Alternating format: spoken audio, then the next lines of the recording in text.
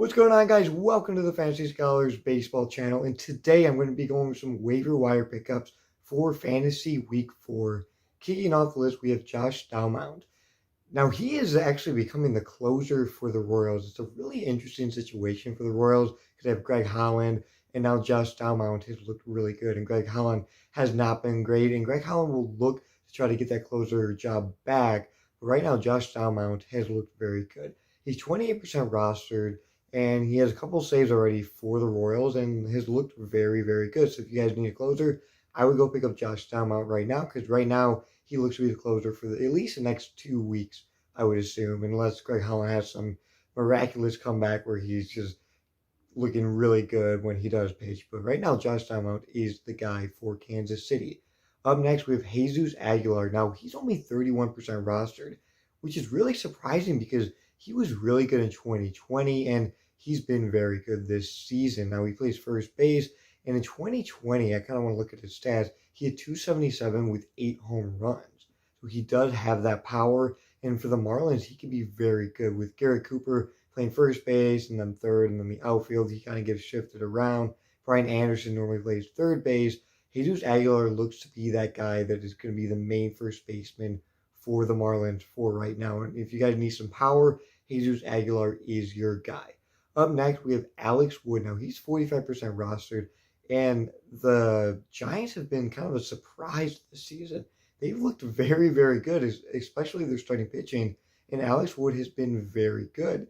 And he's a starter that you guys should definitely look to go acquire because right now he's looking very good. He's very promising with the Dodgers. And yeah, it's surprising how well the Giants are doing. And Alex Wood is definitely a guy who can be a really, really good starting option for your team. Up next, we have Colton Wong for second base. He's 27% rostered, and he's healthy, and I would definitely go consider picking up for second base because you look at Keston Hiura, it's been really, really rough this year. He has not had a good season. He plays second base and first base, but Colton Wong is a much, much better defender than Keston Hiura.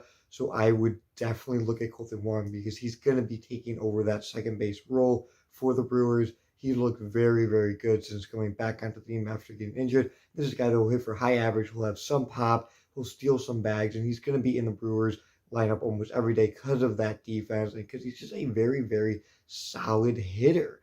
And plus, he's hitting at the top of the lineup for the Brewers. And once the Brewers get Yelich back and some of these bigger guys back, he's going to score a lot of runs and he's going to get on base. He's going to be playing every day. And lastly, we have Aldis Garcia. He's 41% owned and he's an outfielder. So he's a really, really good option for deeper league. I just think that he's going to eventually fade. You know, there's just not enough around him to be like, oh, he's going to be consistently good for the Rangers.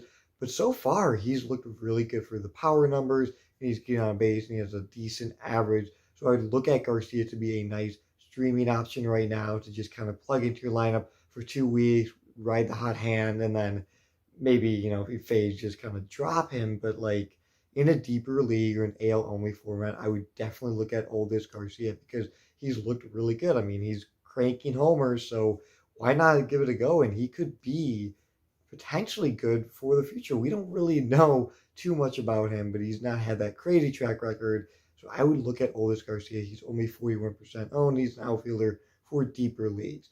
Thank you all for watching. More videos on the way.